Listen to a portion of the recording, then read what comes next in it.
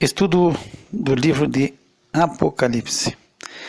Eu havia parado no áudio anterior, no capítulo 12, e nós tínhamos finalizado o capítulo 11, quando toca a sétima trombeta, e João ele nos traz o relato de uma prévia do final. Então ele traz de uma forma sucinta as coisas que vão acontecer até o fim. E aí ele está já mostrando que os reinos vieram a ser do nosso Senhor e do seu Cristo. Então ele dá uma prévia, embora que depois nós vamos ver de maneira mais dos pormenores das coisas que vão acontecer. Mas simplesmente ele faz um relato sucinto dos reinos vindo do reino, e não dos reinos, do reino vindo a ser do nosso Senhor Jesus Cristo. E eu, escutando após o áudio que eu fiz, me chamou a atenção a situação sobre a Arca da Aliança que é vista no templo de Deus, quando o templo se abre. Então pode ser que, bom, tu já sabe o que é a Arca da Aliança, mas nem todo mundo sabe. Muita gente fala as coisas e acha que todo mundo está entendendo e compreendendo o que é. E não é bem assim. Muitas vezes, eu, na minha ingenuidade, estou achando que tu compreende o que eu estou falando, mas de repente tu não está entendendo, não está compreendendo. E então, não é demais que a gente volte a falar sobre o que é a Arca da Aliança. Então, a Arca da Aliança é uma caixa de madeira de acácia. Então uma caixa de madeira de acácia, aí tu imagina uma caixa de 1,25 m de comprimento. Então tu pega aí, de repente da largura, a tua mesa deve ter uma largura mais ou menos isso aí, a largura da tua mesa, da tua casa, deve ter 1,20 m, 1 m e alguma coisa. Então 1,25 m e de largura 75 centímetros. Seria como fosse um pouquinho mais que 2 cadernos grandes, de comprimento do caderno, assim, de coisa. Então 75 centímetros, não chega a 1 metro. E a altura dele também é 75. Então essa é a caixa. Ela era coberta de ouro por dentro e por fora. Então é uma caixa de madeira de acácia coberta de ouro por dentro e por fora, de 1,25 m. A Bíblia traz a metragem dela em côvados, e um côvado é 50 centímetros, só para saber assim, um côvado é 50 centímetros. Essa caixa ela tinha como fosse uma tampa, que era o propiciatório. Essa tampa era colocada na parte de cima e tinha 2 querubins em cada extremidade. Então, nas pontas dessa caixa do propiciatório tinha 2 querubins. Ezequiel falou que os querubins eram seres viventes, os querubins semelhantes a um homem. Então esses 2 querubins, eles estão na ponta, virado um de frente para o outro, com o rosto a princípio voltado para o propiciatório, então estariam olhando para baixo. E as asas deles estão por cima, cobrindo, e estariam se tocando uma na outra. Então, só para te ter uma noção do que é a Arca da Aliança. Essa é a arca. Então 2 querubins em cima. Eu já vi dizer, e já vi assim, representação, que esses querubins estariam de joelho, mas eu não li isso na Bíblia. Diz que eles estão nas extremidades, com o rosto voltado para o propiciatório e com as asas por cima se tocando. Então tu juntaria as 2 asas e cobririam o propiciatório. Dentro dessa arca estaria um vaso de ouro contendo maná, aquele alimento que Deus deu para o povo de Israel no deserto. Também estaria uma vara, que seria a vara de Arão, que floresceu. Então teria uma vara ali dentro. E também tinha as 2 tábuas da lei. Então, essa é a Arca da Aliança. E de repente, tu já sabia, mas nem todo mundo, quem sabe, tem a noção. E eu queria só que tu tivesse uma visualização do que seria essa arca. Esse artigo, esse utensílio, era o mais sagrado que havia, o mais sagrado que havia no templo ou no tabernáculo. E ele ficava no lugar santíssimo. E Deus falou que ele vinha falar ao povo por cima do propiciatório, por cima dos querubins. E somente o sumo sacerdote, uma vez ao ano, podia entrar nesse lugar onde estava a Arca da Aliança. Então tu imagina a santidade, era o lugar santíssimo. E a Arca da Aliança ela tinha 2 argolas de cada lado, não 4 argolas, e ela deveria ser levado com varas, ser colocado para levantar, e quem levava eram os sacerdotes que levavam, ninguém podia chegar perto da Arca da Aliança. Era o objeto mais sagrado, como eu falei, que havia no templo. E essa Arca da Aliança, eu havia comentado, que ela, quando se abre no céu o templo de Deus, a Arca da sua Aliança vai ser vista no seu templo. Então, eu espero que tu tenha conseguido visualizar o que é essa arca e o que ela continha. Só para te ter uma noção, porque a arca sumiu, ninguém sabe onde está a arca hoje, ninguém tem noção aonde foi para a Arca da Aliança.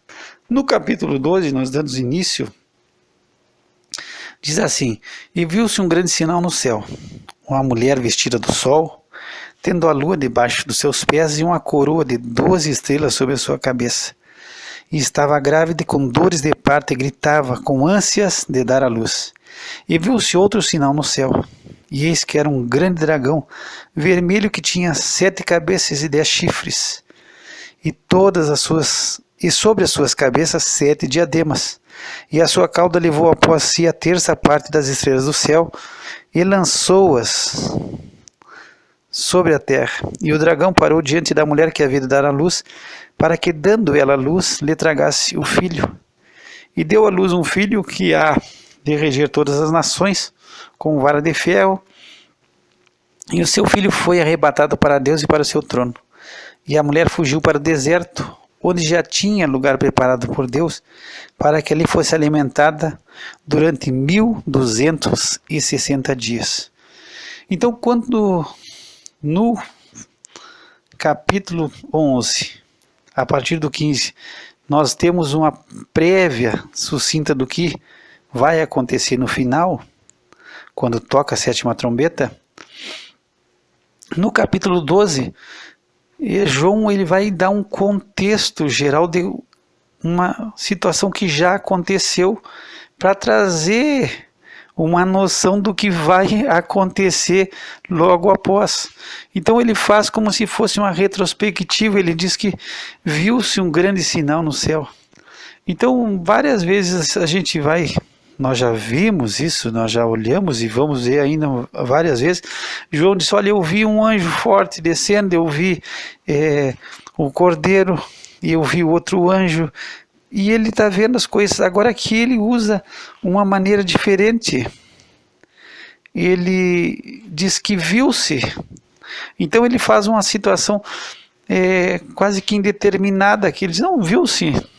Ele não está dizendo: olha, eu vi um grande sinal no céu. Não, ele diz: viu-se. Então é uma coisa que se fez notório a todos, esse grande sinal no céu. Então é um sinal. E ele fala que é uma mulher vestida do sol, e ela está grávida, e ela está gritando com ânsias de dar à luz. E ela tem a lua debaixo de seus pés e uma coroa de 12 estrelas. Nós tivemos já, eu acho que eu falei muito rápido o versículo aqui. Essa mulher está grávida, com dores de parto, e gritava com ânsias de dar à luz. Nós tivemos no capítulo 10 um anjo que desce do céu, ele está vestido com uma nuvem, está coberto por uma nuvem. E agora, nesse momento aqui, nós temos uma mulher vestida do sol. Mas esse aqui, João já está explicando que é um sinal, é um grande sinal no céu. Aí nós temos que entender que aqui não é uma mulher literal, é um sinal, é simplesmente para nos dar, ela está fazendo uma representação. E existem várias explicações sobre quem é essa mulher. A Igreja Católica, segundo o que eu estudei, diz que essa mulher, ela é Maria, a mãe do nosso amado Senhor Jesus Cristo. Mas essa mulher, ela está grávida e ela já está coroada, ela já tem uma coroa. E ela tem uma coroa de 12 estrelas sobre a sua cabeça. E Maria, ela não estaria ainda coroada quando ela estava grávida. Se diz na Igreja Católica que ela é a rainha do céu, alguns dizem que ela é a rainha do céu, mas que ela teria sido subido ao céu sem morrer e que a concepção de Maria, quando ela estava no ventre, foi algo sobrenatural, mas isso não tem nenhum respaldo bíblico, embora que se diga. Mas aqui nós já estamos vendo uma mulher que já está coroada, ela já tem uma coroa, quando ela já está grávida. Então, embora que se diga, não há uma base, não teria aqui uma base forte para que fosse Maria.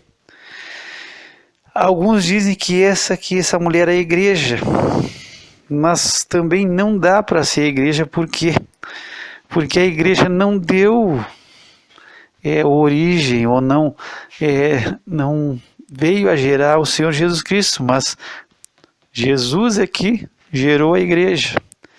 Então, o mais correto do que eu vi aqui, do que eu estudei, e essa mulher, ela é na realidade Israel.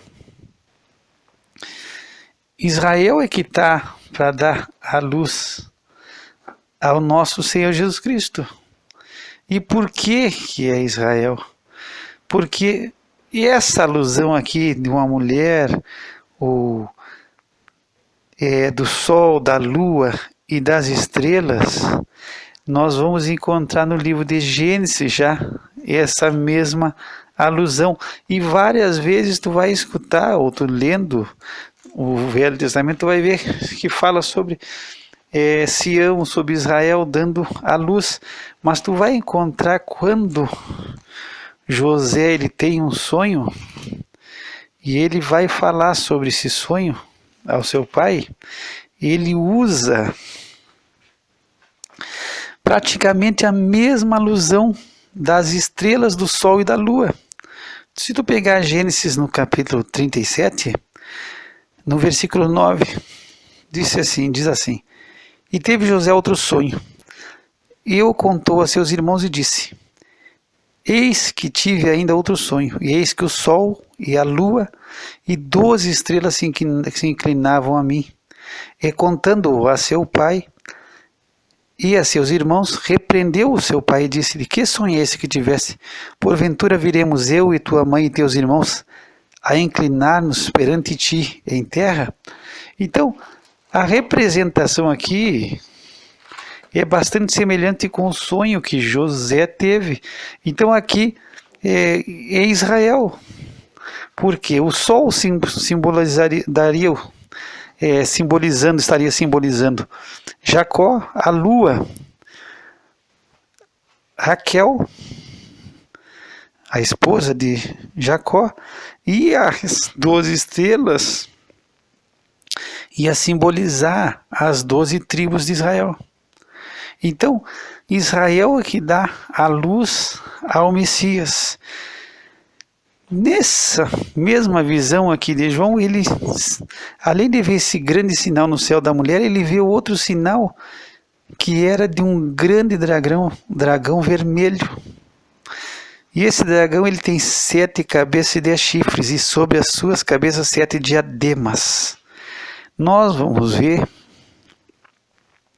no mesmo capítulo 12 que esse dragão, ele é a antiga serpente, tu vai ver no versículo 9, chamado o diabo e Satanás, o que engana todo mundo. Então aqui nós já temos no próprio capítulo 12 a explicação de quem é esse dragão aqui. O dragão, o grande dragão vermelho, é o diabo e Satanás. Agora, não quer de nenhuma maneira que João Ele está querendo nos dizer que o diabo é um dragão vermelho, que tem uma cauda, que tem... Ele está falando aqui que é um sinal, então ele já explicou que é um sinal, simplesmente ele está fazendo, é algo simbólico.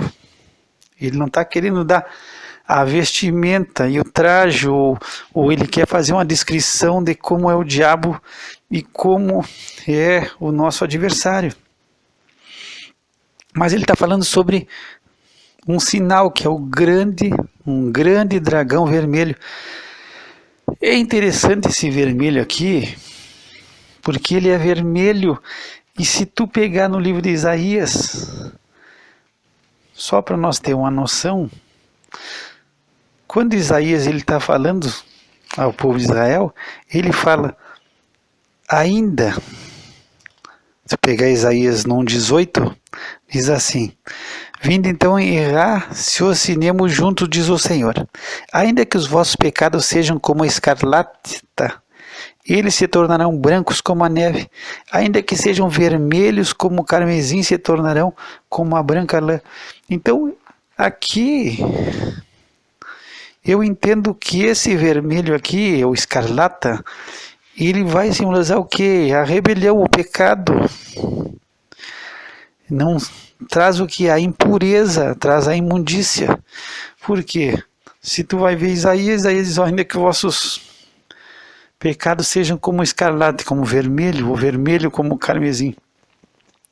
Então aqui você mostra alguém que é impuro. Se fosse puro, estaria representado por branco.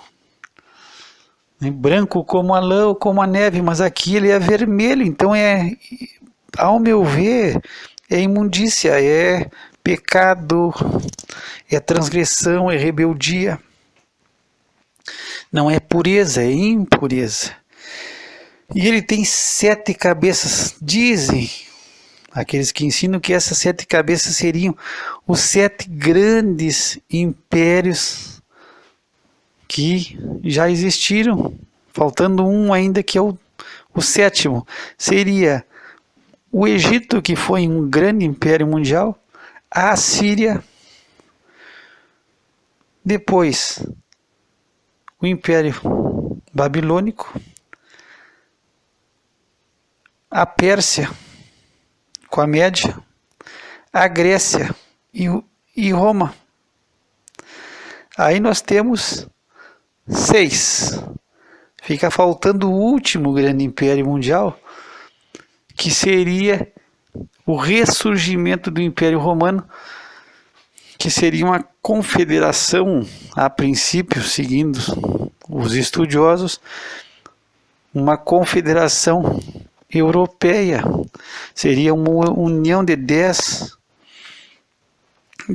nações da Europa, e que seria o ressurgimento do Império Romano. Então nós teríamos essas 7 cabeças representando esses 7 impérios, esses 7 grandes impérios mundiais que já existiram, faltando só o 7º, que seria esse ressurgimento. Fala também que ele tinha 10 chifres, e chifres, nós vamos dar uma olhadinha aqui em Zacarias. Chifres são poderes. E aí nós vamos ver aqui que em Zacarias ele explica sobre esses chifres. Se eu pegar Zacarias no capítulo 1, diz no versículo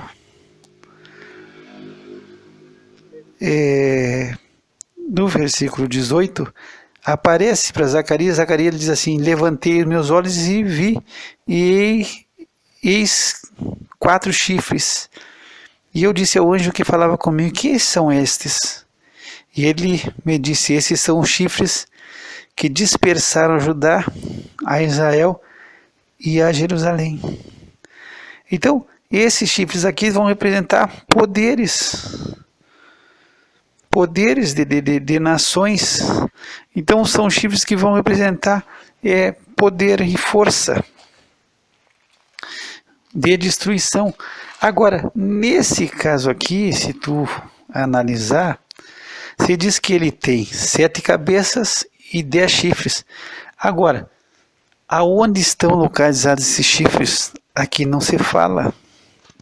São 10 chifres, mas possivelmente esses 10 chifres aqui, eles vão representar esse último, vão estar sobre essa última cabeça e não sobre as 7. Por que eu te digo hoje?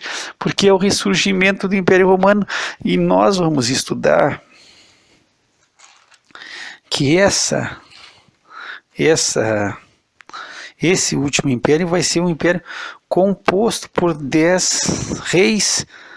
Tu vai ver isso no capítulo 13 também, que vai haver 10 chifres e eles vão ser 10 reis que vão ressurgir e que vão trabalhar junto com o anticristo.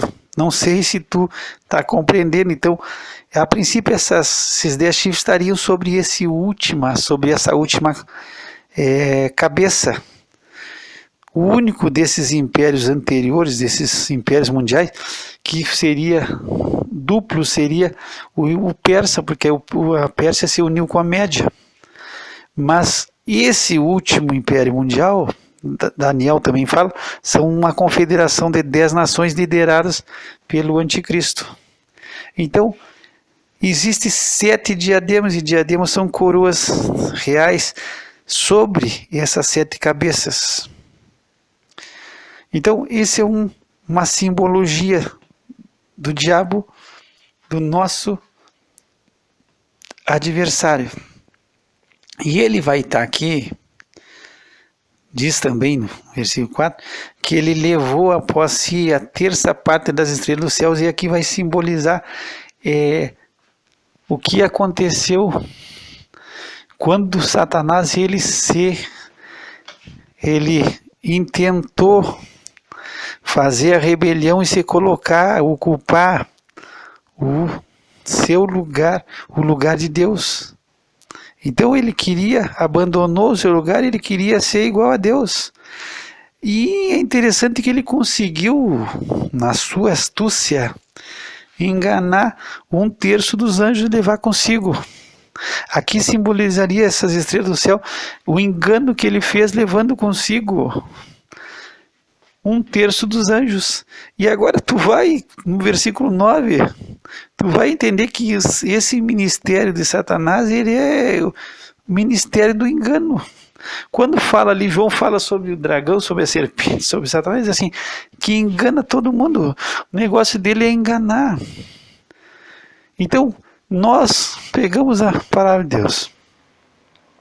Se tu pegar o livro de Gênesis, no capítulo 3, terceiro capítulo, então, tira 2 capítulos e Satanás ele já entra como a serpente enganando Eva. 2 capítulos, iniciou a Bíblia, no 3º capítulo está enganando ela. No final da Bíblia, faltando 2 capítulos para terminar o livro de Apocalipse, ele engana as nações do mundo para se levantar contra o nosso Senhor. Então o ministério do diabo é do engano, e a gente vê de tudo hoje de engano na religião. Se engana, e ele engana todo mundo, e as pessoas, nós caímos no engano, porque ele é mestre para enganar. Ele conseguiu enganar e levar os anjos contigo, quem sabe, dando a entender que ele ia conseguir o seu intento, que ele ia alcançar alguma coisa, e ele caiu, e depois nós vamos ver a batalha no céu, ele derruba, ele é derrotado com esses anjos que são jogados sobre a terra. E ele vai parar diante dessa mulher que havia da luz, para que, dando ela luz, lhe tragasse o filho. Então nós vamos ver o intento do diabo, dele se colocar para tentar de todas as maneiras tragar o nosso Senhor Jesus Cristo. E aí se tu lembrar da história, quando Herodes ele sabe que o Senhor Jesus vai nascer e ele é o rei de Israel, e ele é o herdeiro de Davi, Herodes ele faz de tudo para matar ao nosso Senhor Jesus Cristo enquanto menino, tanto que José é avisado em sonho para fugir para o Egito porque iam tentar matar o menino. Então Herodes nada mais foi do que um instrumento. O diabo levantou Herodes para tentar matar ainda o nosso Senhor Jesus Cristo quando criança, e ele simplesmente foi um marionete nas mãos do diabo, tentando matar o nosso Senhor Jesus Cristo enquanto ele era ainda criança. Mas se diz aqui que ela dá à luz ao filho, Israel deu à luz, e esse filho, o homem, ele vai reger todas as nações com vara de ferro. E esse filho foi arrebatado para Deus e para o seu trono. Então, em breves palavras aqui, João ele faz uma retrospectiva do que aconteceu e que muitas coisas nós não vimos, mas dos intentos de Satanás por debaixo, por detrás das cortinas, de tentar de toda maneira matar e de tragar o Senhor Jesus Cristo para que ele não viesse a reinar. E aí nós temos Herodes, temos a traição, temos a oferta que Satanás fez para Jesus. Então, João aqui traz algo para nós aqui, do que aconteceu até o nosso Senhor Jesus Cristo subir para Deus e para o seu trono. Então ele foi arrebatado e ele vai reinar e vai reger todas as nações. A mulher ela vai fugir para o deserto, onde já tinha preparado por Deus, lugar preparado para que ele fosse alimentado durante 1260 dias. E aqui nós já vamos para o futuro. Terminou toda aquela retrospectiva do que aconteceu. Seria como se nós estivéssemos, não sei se tu vai compreender aqui. Até o versículo 5 nos daria o final das 69 semanas de Daniel. Eu já falei que eu dei uma enrolada na história das 69 semanas. São 70 semanas, mas as 69 semanas culminaria com a morte do nosso Senhor Jesus Cristo, quando ele é crucificado. Ali terminou as 69 semanas de Daniel, que tu vai encontrar no capítulo 9. E aí nós faltaríamos uma última semana de anos, que seria para dar fim a tudo, para chegar ao final, para estabelecer o Santo dos Santos. Vamos pegar lá, Daniel, só para nós. Então aqui, ó. Falta a última semana para ungir o Santíssimo, para selar a visão, a profecia e trazer a justiça eterna.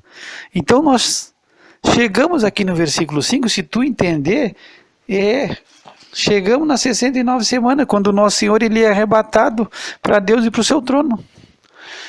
Fechou as 69 semanas. E aí parece que o relógio de Deus para. E aí nós já entramos aqui no 6. Parece que tu diz assim, mas a mulher foge para o deserto. Não, aqui no 6 nós já vamos entrar na última semana. Então os fatos que aqui, se tu pegar do 5 ao 6, tem muito tempo, tem mais de quase 2000 anos ou mais. Porque uma coisa que eu não sei se tu entende, mas a gente não tem a noção, nós vivemos na igreja sempre esperando que Jesus viesse hoje ou viesse amanhã, que a qualquer momento toque a trombeta e a igreja seja arrebatada. Mas a igreja desde o primeiro século vivia nessa esperança. Só que Paulo disse, olha, não vai ser, as coisas não é bem assim, não vamos se mover, vamos com calma. Jesus vem pronto, isso aí é certo. Ah, vai estabelecer justiça eterna, é certo. Mas Jesus podia ter vindo há 1000 anos atrás. Há 2000 anos ele nasceu. Vamos pegar há 1500 anos atrás. Então, assim como nós estamos hoje aqui, a gente tem os mensageiros do Apocalipse que, estamos no fim dos tempos. Já João, no primeiro século, já dizia, nós sabemos que já é o último, nós temos no último tempo. Então, muitas vezes a gente vê muito alarde nas coisas. Se tu pegar na primeira epístola de João, no capítulo 2, versículo 18, ele diz, filhinhos, é já a última hora. E como viste que vem o anticristo, também agora muitos se têm feito anticristos, por onde conhecemos que já é a última hora. Então, já não é nem o final dos tempos. João está dizendo, nós temos na última hora.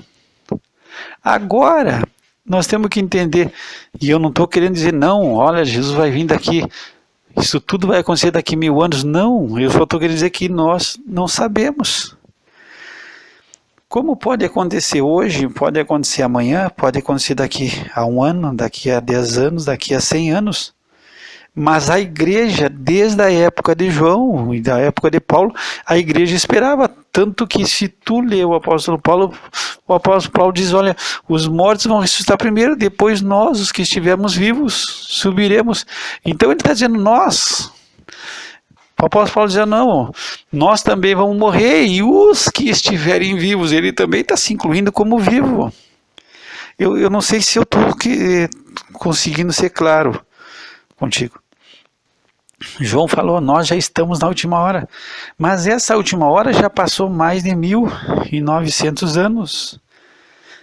Então, com isso eu não estou dizendo que Jesus vai vir daqui, que isso tudo vai acontecer daqui a 1000 anos, mas nós não sabemos. Pode acontecer na nossa geração, pode ser na próxima geração, só que vai acontecer e a igreja está esperando e a palavra de Deus vai se cumprir. Mas aqui, parece que para o relógio e no 6 nós já entramos já na última semana. Espero que eu não tenha sido enrolado demais aqui, que eu acho que fui. Então, no versículo 5, nós estaremos nas 69 semanas de Daniel. Passa todo o tempo, que nós não sabemos ainda se vai ser, até quando vai ser, mas nós entramos no versículo 6 e nós já estamos na última semana de Daniel. Por quê? Porque a mulher ela vai fugir para o deserto, onde tem um lugar preparado por Deus, para que ela fosse alimentada durante 1260 dias, que vai ser os 3 anos e meio. Então, aqui se tu for entender, até por Daniel contando, diz que o anticristo ele vai fazer uma aliança com Israel, mas quando chegar na metade dos 7 da semana, ele vai quebrar esse acordo. Ele vai cessar o sacrifício, tu vai ver isso em Daniel 9:27. Então, possivelmente aqui nesse 6, nós entramos na última semana e nós já estamos na metade da semana. Porque Israel vai ter que fugir para um lugar, e esse lugar aqui, nós vamos comentar isso no próximo áudio. Existe uma cidade edomita, que é a cidade de Petra, que é uma cidade que está escavada, é só rocha. Então possivelmente seja esse lugar, se diz os estudiosos que seja esse lugar, essa cidade que Deus tem preparada para que Israel venha se esconder e se resguardar contra o anticristo. Ele vai fugir para o deserto, e Petra foi descoberta em 1812, de novo redescoberta. No ano 500 depois de Cristo houve uns terremotos, e ela é uma cidade construída só na rocha, mas é algo bem feito. Não é arcaico, é algo muito bem feito. E com o medo do terremoto, de que as pedras caíssem e se destruíssem aquela estrutura, ela foi abandonada de tal maneira que depois ela caiu no esquecimento, e parece que em 1812, 1800 e alguma coisa, foi redescoberto e começou as escavações sobre Petra. E se fala aí, as pessoas que entendem, que esse lugar seria o lugar que Deus tem preparado já, a cidade de Petra, para que Israel venha a se esconder e se guardar nesse período de 3 anos e meio. Eu vou parar o áudio aqui, mas eu só queria fazer uma colocação que desde o início eu já estava na minha cabeça para falar, mas não me ocorreu. É algo interessante aqui, já finalizando, e depois nós vamos voltar aqui a partir do 6. O que é interessante aqui nessa situação? Tem algo que eu vendo aqui, eu achei uma particularidade. No livro de Apocalipse são 22 capítulos, certo? O capítulo 2 e 3 é a igreja. Se tu sempre vai treinar, 2 e 3 é a igreja. No 12 e 13 é 2 capítulos que estão reservados para a trindade satânica, para mostrar os nossos adversários, que vai ser o dragão, o falso profeta e o anticristo, as 2 bestas. E o 17 e o 18 vai falar sobre a Babilônia, sobre a falsa religião, sobre o falso comércio. Então, eu vendo isso aí, parece que, embora não, só para a gente ter essa noção, 2 e 3 só a igreja, e depois não fala mais na igreja. No 12 e no 13 vai falar sobre os agentes do mal da história, que vai ser o dragão, o anticristo, que é a besta, e a outra besta, que é um falso profeta. E no 17 e 18 vai falar só sobre a falsa religião, sobre a Babilônia e sobre a queda do comércio mundial, também a Babilônia. Então isso é bastante interessante. Diz que aqui que depois a mulher ela vai fugir. Por quê? Porque ela vai ser perseguida pelo diabo, pelo dragão. Então, eu não sei se eu conseguir, eu vou escutar bastante esse áudio depois, e se eu ver que ele não ficou muito claro, no próximo áudio eu retorno algumas coisas para nós esclarecer. Mas eu espero que tu tenha entendido que aqui é uma retrospectiva, que entraria até o capítulo 5, versículo 5, perdão, nas 69 semanas. E aí esse tempo entre os 5 e 6 é um tempo indeterminado. Só isso que eu quero que tu entenda. Ninguém sabe. A gente vê hoje, Jesus está voltando. Nem, nós cremos que Jesus está voltando. Mas assim como Paulo cria também, e João já estava na última hora. Então, nós vivemos como se Cristo voltasse amanhã. E ele pode voltar hoje. As coisas que nós vemos nos dão a entender que está muito próximo. Mas isso já aconteceu muitas vezes. Então, nós esperamos, mas pode ser que demore um pouco na nossa visão,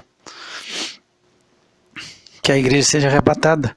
Porque para iniciar esses 7 anos da grande tribulação, da última semana de Daniel. Eu só quero que tu entenda isso. Pode ser que tu, eu e a nossa geração venha a ser recolhida toda sem nós termos visto o arrebatamento da igreja, sem nós termos subido. E aí nós vamos ressuscitar primeiro. Então, como também nós podemos ter a misericórdia de nós nem morrermos e nós nos encontrarmos com o nosso Senhor, esperando nós, os mortos em Cristo, ressuscitar e nós subirmos juntamente com eles. Mas isso é uma coisa que ninguém sabe. Agora nós temos que viver de forma que Cristo viesse amanhã. Eu espero que tu tenha entendido. Se tu não entendeu, tu manda a tua pergunta e a tua dúvida, que eu vou escutar esse áudio de novo. E alguma coisa que não ficar na minha visão clara, eu vou tentar no próximo áudio retornar. Pai, nós te damos graça pela tua graça e misericórdia para conosco. Nós estamos esperando a tua volta. Esperamos, Senhor, que a justiça eterna, Senhor, venha a ser implantada, manifestada para todo sempre. Nós esperamos, Senhor, que o Senhor venha a cumprir a sua palavra na nossa vida. e que o nome do nosso amado Senhor Jesus Cristo seja glorificado através da tua igreja, Senhor, em nome de Jesus. Que o Senhor te abençoe e te guarde, que o Senhor faça resplandecer sobre ti o seu rosto e tenha misericórdia de ti, que o Senhor levante seu rosto sobre ti e te dê a paz. Graça e paz da parte de Deus nosso Pai e do Senhor Jesus Cristo.